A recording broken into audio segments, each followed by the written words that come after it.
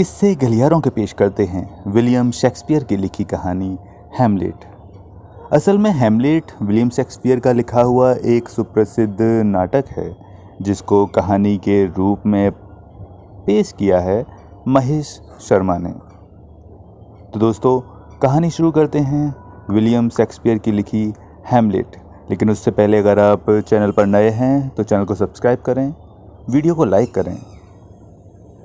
चलते हैं हम कहानी पर। डेनमार्क से कुछ दूरी पर एक खूबसूरत देश था। वहाँ हैमलेट नाम का राजा राज्य करता था। उसका विवाह एक अत्यंत सुंदर राजकुमारी के साथ हुआ। दोनों एक दूसरे को बहुत प्रेम करते थे तथा एक दूसरे के लिए हमेशा प्राण तक न्योछावर करने के लिए तैयार रहते थे। विवाह के बाद रानी ने एक पुत्र को जन्म दिया। उसका नाम कुमार हैमलेट रखा गया। बचपन से ही वो माता की अपेक्षा अपने पिता से अधिक प्रेम करता था। महाराज हैमलेट का क्लेडियस नामक एक छोटा भाई भी था। वो उन्हीं के साथ रहता था। इस प्रकार वे सुखपूर्वक जीवन बिता रहे थे। हैमलेट के राज्य में सुख समृद्धि का वास था। उसने लोगों की भलाई के लिए अनेक कार्य किए। यही कारण था कि प्रजा ऐसा राजा पाकर स्वयं को धन्य समझती थी। एक दिन भयंकर दुर्घटना घटी। राजा हैमलेट स्वर्ग से धार गए। उनकी मृत्यु के बारे में क्लेडियस के अतिरिक्त कोई नहीं जानता था। आंखों में आंसू भरकर उसने भारी मन से घोषणा की कि एक जहरीले सर्प के काटने से महाराज हैमलेट काल का ग्रास बन गए हैं।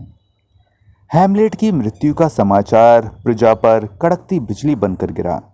प्रजा अपने राजा हैमलेट को बहुत प्रेम करती थी। इस समाचार ने उन्हें बहुत ज़्यादा दुख के गहरे सागर में डुबो दिया। सारे राज्य में शोक की लहर दौड़ गई। इस दुर्घटना का सबसे बुरा असर राजकुमार हैमलेट पर पड़ा। वो अपने पिता से बहुत स्नेह करता था। उसका अधिकांश समय उन्हीं के साथ व्यतीत होता था। उसका नन्हा दिल पिता की मृत्यु से बिल्कुल टूट गया। उसकी आंखों से निरंतर आंसू बहते रहते। उसकी भूख, प्यास और नींद समाप्त हो गई थी। किसी तरह समझा बुझाकर उसे सुलाया जाता, परंतु आधी रात के समय पिता को पुकारते हुए वो बिस्तर से उठ जाता।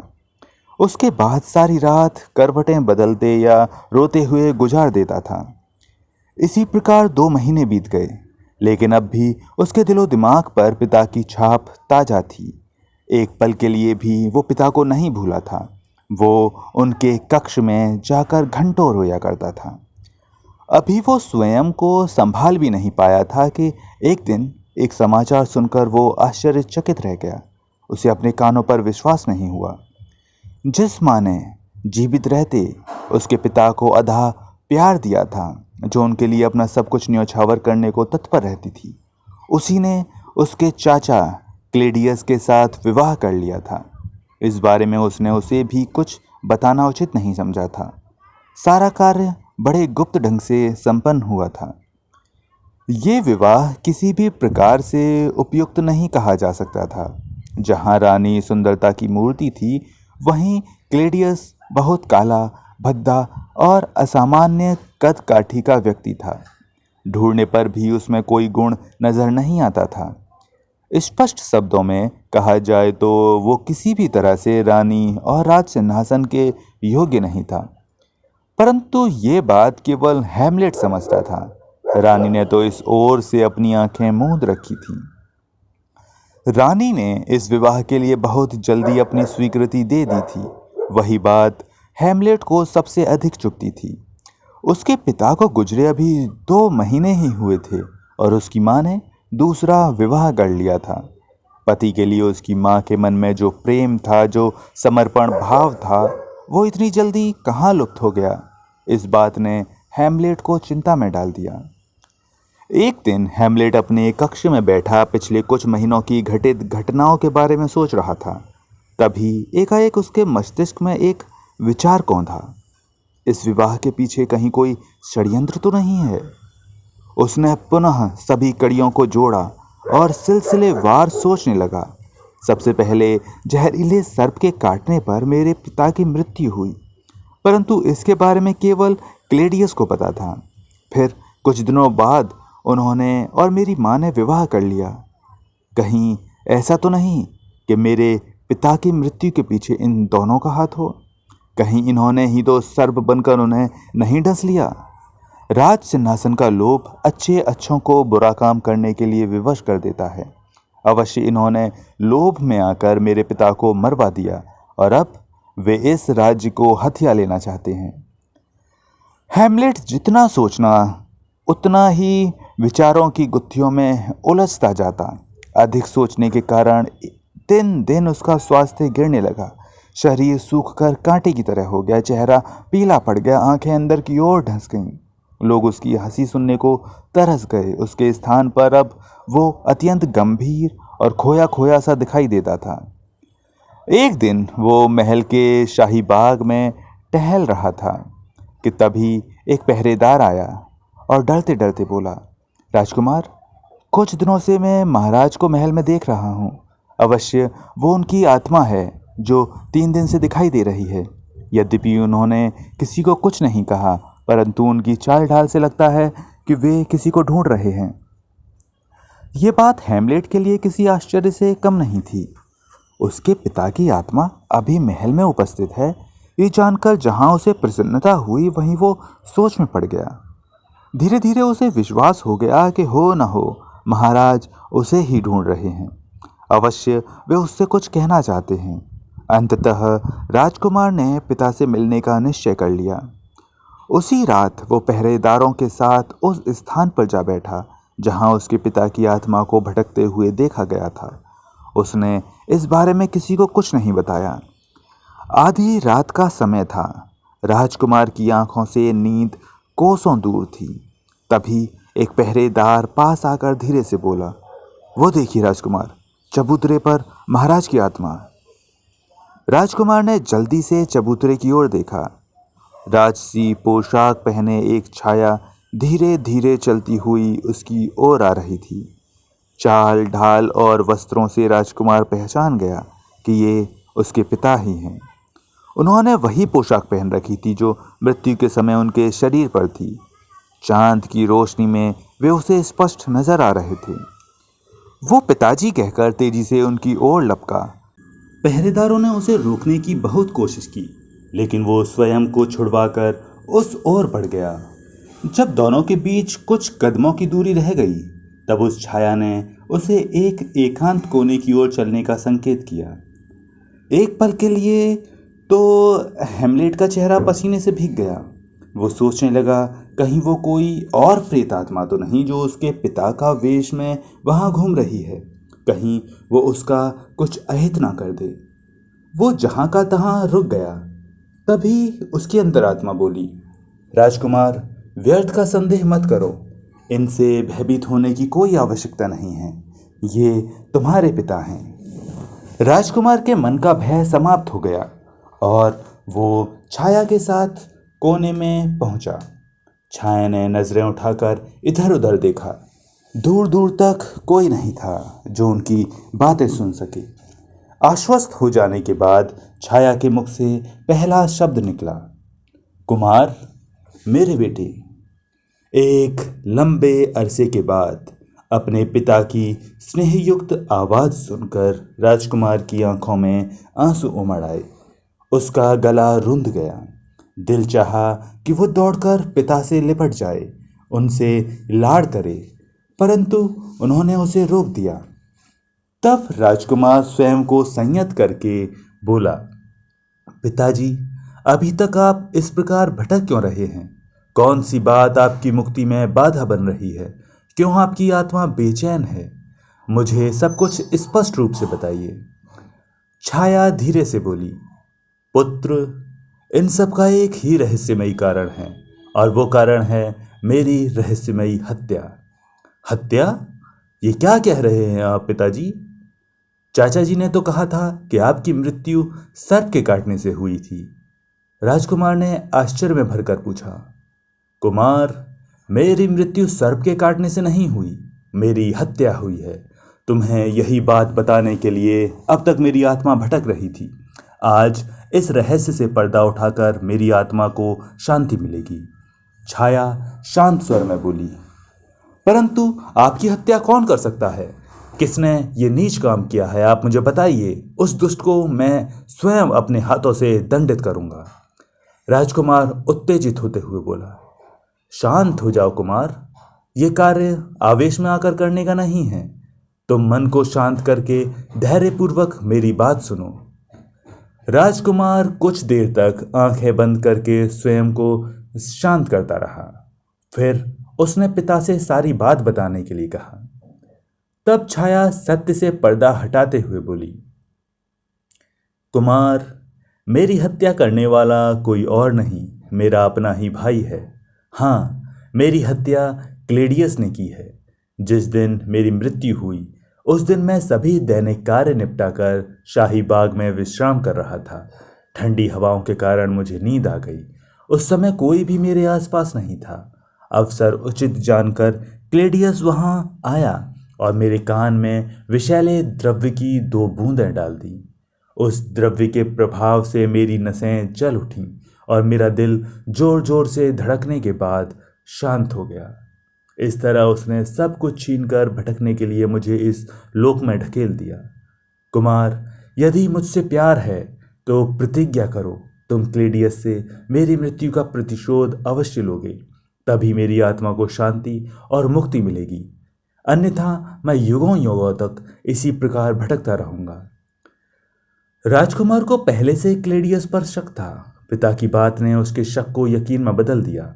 वो प्रतिज्ञा करते हुए बोला, पिताजी, क्लेडियस ने आपको मुझसे छीना है। मैं उससे आपकी हत्या का प्रतिशोध लेकर रहूंगा।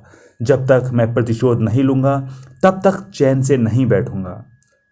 लेकिन एक बात ध्यान रखना कुमार, तुम अपनी माता को क्षमा कर देना।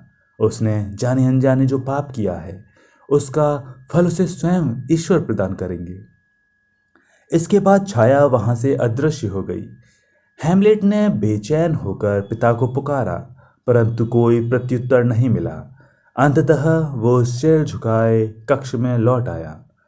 हैमलेट ने जो प्रतिज्ञा की थी वो उसे जल्दी से जल्दी पूरा कर लेना चाहता था, जिससे उसके पिता की आत्मा को शांति मिल सके। लेकिन ऐसे कार्य में जल्दबाजी उसकी असफलता का कारण भी बन सकती थी। इसलिए उसने योजनाबद्ध तरीके से इस कार्य को पूरा करने का निश्चय किया। हैमलेट अत्यंत सरल और सीधे स्वभाव का था। किसी की हत्या का षड्यंत्र रचना तो दूर, वो किसी को बुरा भला भी नहीं कह सकता था। इसके अतिरिक्त क्लेडियस के गुप्तचरों की भी उस पर कड़ी नजर थी। हैमलेट सतर्क था, इसलिए गुप्तचरों की निगरानी की बात जानता था। उसे सबसे पहले इस निगरानी से छुटकारा पाना था, तभी वो कोई योजना बना सकता था। अतः उसने एक चाल चली और पागलों की तरह व्यवहार करने लगा। उसने ऐसा अभिनय किया कि उसकी चाल ढाल, व्यवहार और हरकतों को देखकर सभी को उसके पागल होने का विश्वास हो गया। क्लेडियस को उससे कोई खतरा नहीं रहा।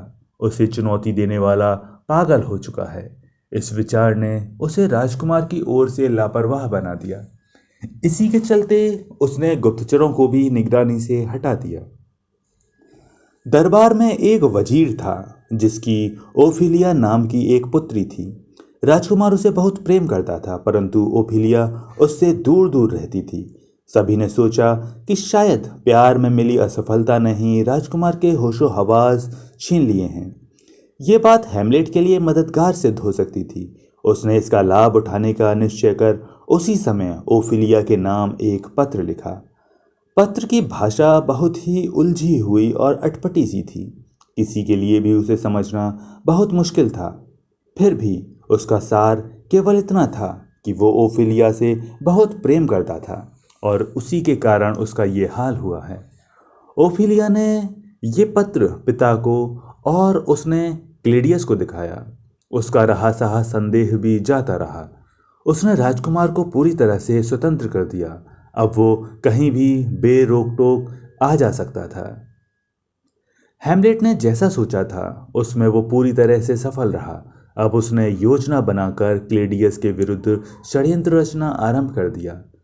उन्हीं दिनों नगर में एक नाटक मंडली आई हुई थी। वो प्रतिदिन जिस नाटक का मंचन करती थी उसमें एक राजा की हत्या के षड्यंत्र के बारे में दिखाया जाता था। वो दृश्य इतना स्वाभाविक और वास्तविकता के पास प्रतीत होता था कि दर्शकों की आंखें भर आती, उनका मन दुखी हो जाता। ये नाटक बड़ा लोकप्रिय हुआ। राजकुमार हैमलेट ने भी एक बार वो नाटक देखा था। उसे देखकर उसे अपने पिता की मृत्यु का दृश्य याद आ गया। तभी उसे एक विचार सूझा। उसने सोचा, नाटक मंडली के साथ मिलकर राजा की मृत्यु के दृश्य में फेर बदल कर दिया जाए और उसे देखने के लिए क्लेडियस को आमंत्रित किया जाए। यदि अपने पाप को लेकर उसके मन में जरा भी पश्चाताप हुआ तो उसके हाव भाव ही उसके गुनाह को प्रकट कर देंगे। ये सोचकर उसने नाटक मंडली के सदस्यों को महल में आमंत्रित किया और उनके समक्ष एक प्रस्ताव रखते हुए बोला, मैंने एक नाटक लिखा है। मेरी इच्छा है कि आपकी मंडली के अनुभवी कलाकार उसमें मंचन करें। इसके लिए आपको उचित पारिश्रमिक भी दिया जाएगा। राजकुमार, आपके लिखे नाटक में काम करके हम स्वयं को धन्य समझेंगे, लेकिन क्या हम नाटक की कथा संक्षेप में सुन सकते हैं? इससे हमें नाटक को समझने में आसानी रहेगी। नाटक मंडली के प्रमुख ने प्रसन्न होकर कहा। राजकुमार नाटक की कथा सुनाते हुए बोला, ये नाटक गुंजाक नामक राजा की है। गुंजाक वियना नगरी का राजा था। वो अपनी रानी बेपतिस्ता को बहुत प्रेम करता था। रानी भी उसे दिलोजान से चाहती थी। राजा का लोशियन नामक एक चचेरा भाई था। एक दिन गुंजान शाही बाग में सो रहा था। उस समय लोशियन ने उसके कान में विषैले द्रव्य की कुछ बूंदें डाल दी। इसके फलस्वरूप राजा की जान चली गई। फिर लोशियन ने बेपतिस्ता से विवाह कर लिया और उस नगरी का राजा बन बैठा। हैमलेट की ये कहानी क्लेडियस के पाप कर्म पर आधारित थी। बस बदले थे तो केवल पात्रों के नाम। नाटक मंडली को कहानी अच्छी लगी और उन्होंने उसमें काम करना स्वीकार कर लिया। निश्चित समय पर नाटक का मंचन हुआ। उसे देखने के लिए क्लेडियस और रानी को विशेष रूप से आमंत्रित किया गया। नाटक के आरंभ में रानी बेपतिस्ता पति के सामने अपने प्यार की कस्में खा रही थी। ये दृश्य देखकर रानी के चेहरे का रंग उड़ गया। वो पसीने से तरबतर हो गई। अगले दृश्य में राजा को एक बाग में विश्राम करते हुए दिखाया। दूसरी ओर से लोशियन विषैले द्रव्य की शीशी लेकर बाग में दाखिल हुआ। उसने सोते हुए राजा के कान में विष की कुछ बूंदें डाल दी। अब चौंकने की बारी क्लेडियस की थी। उसका दिल जोर जोर से धड़कने लगा। जिस पाप को वो छिपा हुआ रहस्य समझ रहा था, सामने मंच पर उसका खुले तौर पर मंचन हो रहा था। उसकी सांसें थमने लगीं। दिल सीना फाड़कर बाहर आने के लिए बेताब हो उठा। वहां और अधिक देर तक बैठना उसके लिए असंभव हो गया। अतः तबीयत खराब होने का बहाना बनाकर वो रानी सहित वहां से चला गया। इस नाटक के मंचन के पीछे हैमलेट का जो उद्देश्य था वो पूरा हो चुका था। वो एक कोने में बैठा सब देख रहा था। उसके पास ही उसका एक विश्वसनीय मित्र बैठा था। दोनों ने क्लेडियस और रानी के चेहरों के उड़ते हुए रंग को देखा था। बार बार घबराकर एक दूसरे को देखना और माथे से पसीना पोंछना भी उनसे छिपा नहीं था। जब वे दोनों नाटक छोड़कर जा रहे थे तब हैमलेट ने मित्र से कहा, मित्र, क्लेडियस की बेचैनी उसके अंदर के चोर को उजागर कर रही है। इसमें कोई शक नहीं रहा कि उसने ही मेरे पिता की हत्या की है। मैं तुम्हारी बात से पूरी तरह सहमत हूँ। यही तुम्हारे पिता का हत्यारा है। वो मित्र आवेश में भरकर बोला। शांत हो जाओ मित्र, दीवारों के भी कान होते हैं। ये स्थान इस प्रकार की बातों को करने का नहीं है। हम इस विषय में बाद में बात करेंगे। हैमलेट ने तेजी से मित्र को चुप करवा दिया। नाटक समाप्त हुआ और सभी उसकी प्रशंसा करते हुए वहां से चले गए। उसी रात रानी ने एक आवश्यक काम का बहाना करके हैमलेट को अपने कमरे में बुलाया। हैमलेट को पता था कि नाटक देखने के बाद क्लेडियस और भी सतर्क हो जाएगा तथा अपनी चालें चलना शुरू कर देगा। इसलिए जब उसकी माँ ने उसे अपने कक्ष में बुलाया तो वो समझ गया कि निर्णायक समय पास आ पहुंचा है। उसे अपनी माँ से घृणा होने लगी क्योंकि वो भी हत्यारे का साथ दे रही थी। लेकिन उसे अपने पिता के शब्द याद थे। इसलिए उसने निश्चय किया कि चाहे कुछ भी हो जाए वो अपनी माँ का कोई अहित नहीं करेगा। किसी प्रकार स्वयं को नियंत्रित करके हैमलेट रानी के कक्ष में प्रविष्ट हुआ। उस समय रानी खिड़की के पास खड़ी बाहर की ओर देख रही थी। कदमों की आहट पाकर वो मुड़ी और उसे संबोधित करते हुए बोली, आओ कुमार, बैठो। आपको जो कहना हो ऐसे ही कह दें। हैमलेट ने रूखे स्वर में कहा। तो सुनो कुमार, तुम जो कुछ कर रहे हो वो ठीक नहीं है। अपने पिता के विरुद्ध ऐसा कार्य करते हुए तुम्हें लज्जा नहीं आती? क्यों कर रहे हो ऐसा? इस बार रानी का स्वर थोड़ा कठोर हो गया। हैमलेट समझ गया कि रानी का संकेत क्लेडियस की ओर है। उसका मुंह कड़वाहट से भर उठा और वो तीखे स्वर में बोला, आप किस पिता की बात कर रही हैं? वो जो वास्तव में मेरे पिता थे, या फिर उसकी जो मेरा पिता बनने की कोशिश कर रहा है? रानी उसके पास आकर बोली, मैं महाराज क्लेडियस की बात कर रही हूं। अब वे ही तुम्हारे पिता हैं। क्लेडियस के लिए पिता शब्द सुनकर राजकुमार का चेहरा गुस्से से तमतमा उठा। वो मुंह से आग उगलते हुए बोला, क्लेडियस मेरा पिता कभी नहीं हो सकता। वो मेरे स्वर्गीय पिता का हत्यारा है। उस आस्तीन के सांप को मेरा पिता कहने से पहले मेरी जीवा जल जाएगी। मेरी तलवार उसका रक्त पीने के लिए तरस रही है। जब तक उस पापी को मैं मौत के घाट नहीं उतारूंगा तब तक मुझे चैन नहीं मिलेगा। राजकुमार का ऐसा रौद्र रूप देखकर रानी भय से थर थर कांपने लगी। उसे लगा मानो स्वयं महाराज उसके सामने आकर खड़े हो गए हों।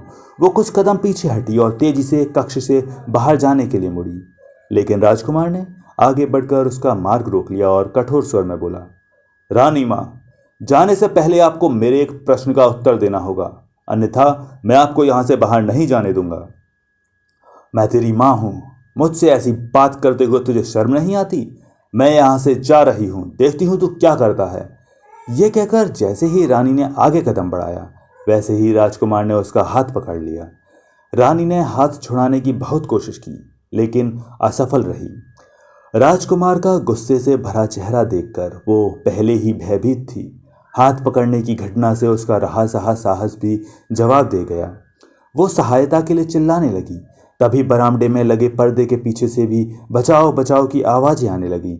यह आवाज किसी पुरुष की थी। क्लेडियस पर्दे के पीछे खड़ा होकर उनकी सारी बातें सुन रहा था, लेकिन रानी को खतरे में पड़ा देखकर वो सहायता के लिए सैनिकों को पुकार रहा है। ये सोचकर हैमलेट ने तलवार निकाल ली और रानी को छोड़कर पर्दे के पास पहुंच गया। फिर उसने बिना पर्दा हटाए तलवार से उस पर वार कर दिया। कक्ष में एक चीख गूंजी और फिर धड़ाम से किसी के गिरने की आवाज के साथ सब कुछ शांत हो गया। पर्दे के पीछे छिपा आदमी मारा जा चुका है, ये सोचकर राजकुमार निश्चिंत हो गया था। वो उस व्यक्ति को देखना चाहता था। उसने आगे बढ़कर पर्दा एक और सरका दिया। जमीन पर ओफिलिया के पिता की लाश पड़ी थी। वो क्लेडियस का विश्वास पात्र था और उसी के कहने पर वहां छिपकर उसकी बातें सुन रहा था। राजकुमार के मुंह से अफसोस भरी आह निकली। अनजाने में मैंने इनकी हत्या कर दी। इसके लिए मुझे ओफिलिया कभी माफ नहीं करेगी। इसके बाद हैमलेट रानी की ओर मुड़ा। उसके हाथ में खून सनी तलवार देखकर रानी की सांसें उखड़ने लगी। हालत ऐसी हो गई मानो उसके प्राण निकलने वाले हों। हैमलेट ने तलवार नीचे कर ली और रानी के कंधों पर हाथ रखकर स्नेह भरे स्वर में पूछा, माँ, तुम्हें मुझसे डरने की कोई आवश्यकता नहीं है। मैं तुम्हारा पुत्र हूँ। मैंने तुम्हारे अंश से जन्म लिया है। आज भी मैं तुम्हारा उतना ही सम्मान करता हूँ जितना पहले करता था।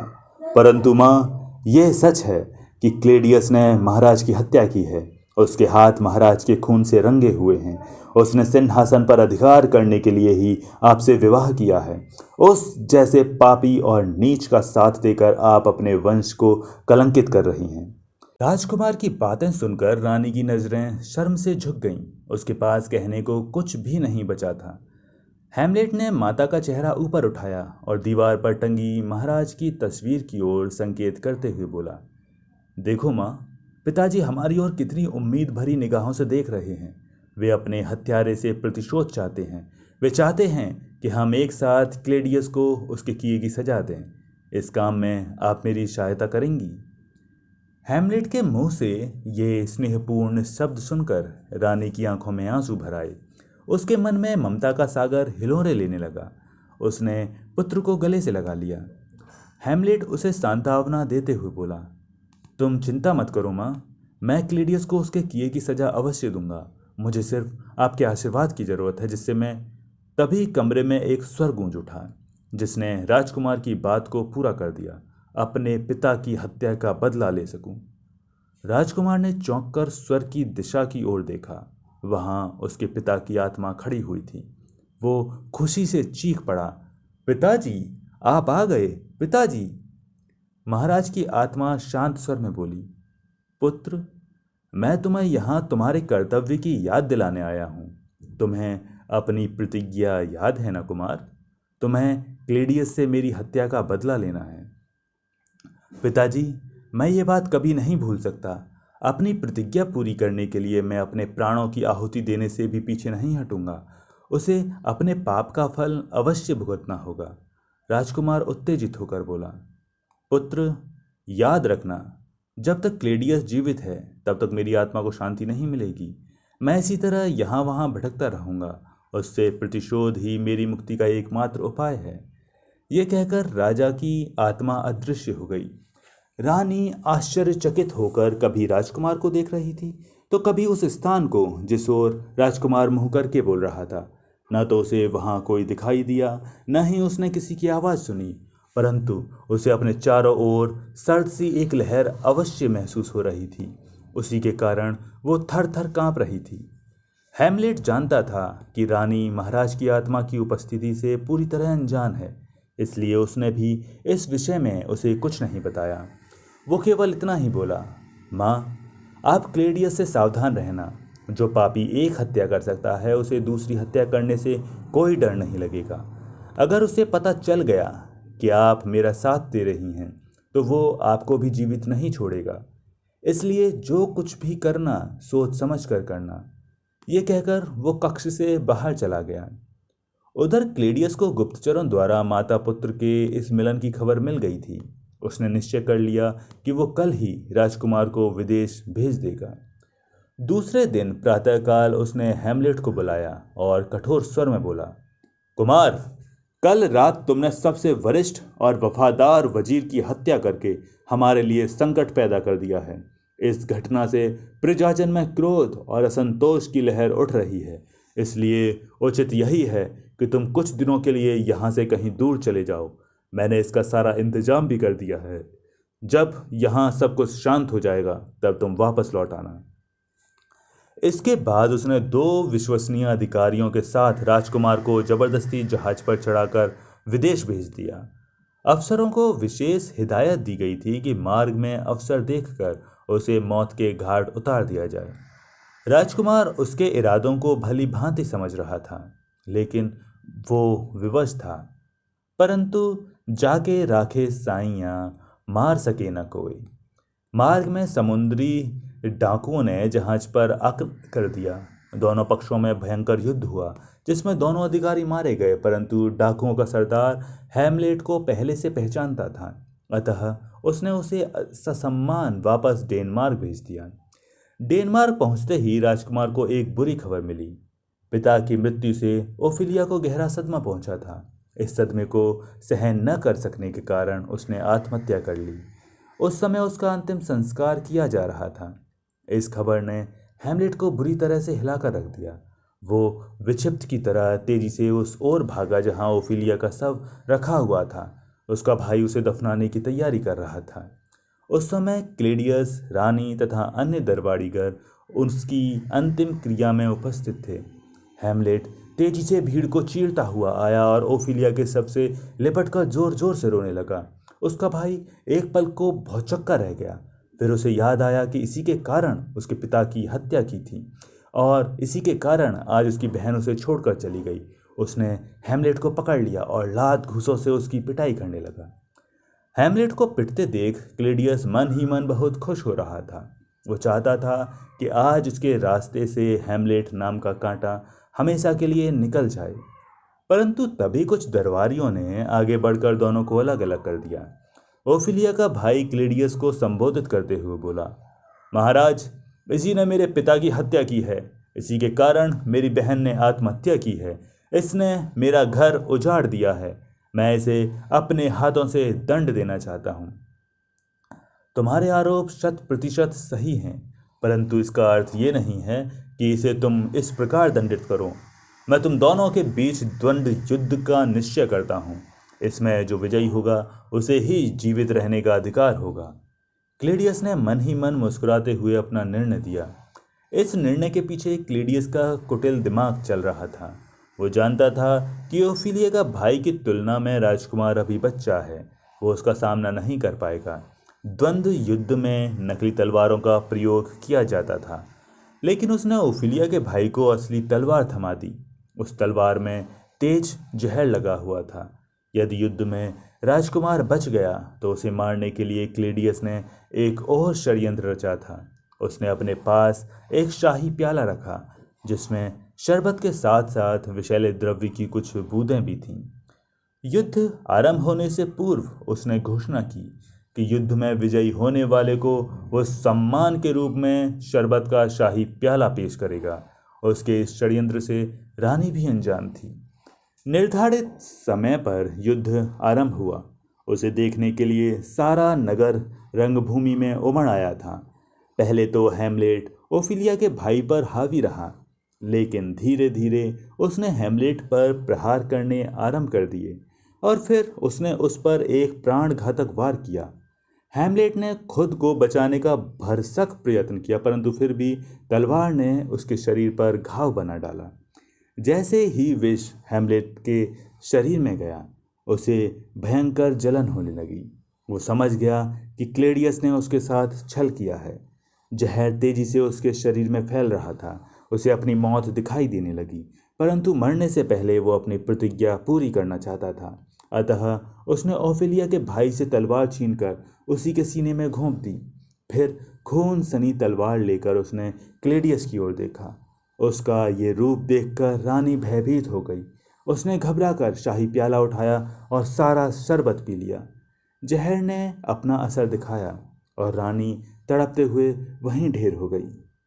माँ को तड़प तड़प कर प्राण त्यागते देख हैमलेट को पिता की मृत्यु याद आ गई। इस पापी ने उसे इसी प्रकार तड़पा तड़पा कर मारा था। वो तेजी से क्लेडियस की ओर लपका।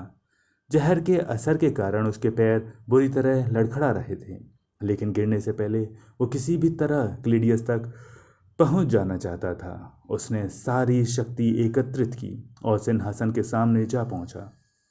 क्लेडियस ने भागने की कोशिश की, परंतु तब तक बहुत देर हो चुकी थी। हैमलेट ने उसके सीने में तलवार घोंप दी। क्लेडियस भयंकर चित्कार करते हुए जमीन पर गिर पड़ा और कुछ ही देर में उसने प्राण त्याग दिए। हैमलेट के चेहरे पर संतोष और प्रसन्नता के भाव उतर आए। आखिरकार उसने अपने पिता की मृत्यु का प्रतिशोध ले लिया था। अब वो शांतिपूर्वक मर सकता था। उसे विश्वास था कि क्लेडियस की मृत्यु के साथ ही उसके पिता की आत्मा मुक्त हो गई होगी। फिर उसने भी अपने प्राण त्याग दिए। तो दोस्तों, ये थी कहानी हैमलेट, लेखक विलियम शेक्सपियर। उम्मीद है आपको कहानी पसंद आई होगी। अगर कहानी पसंद आई है तो चैनल को सब्सक्राइब करें, वीडियो को लाइक करें, कमेंट करके बताएं कहानी अच्छी लगी या बुरी, और आप कौन सी कहानी सुनना चाहते हैं ये भी आप कमेंट में बता सकते हैं। मिलते हैं किसी और दिन किसी नई कहानी के साथ। तब तक के लिए नमस्कार।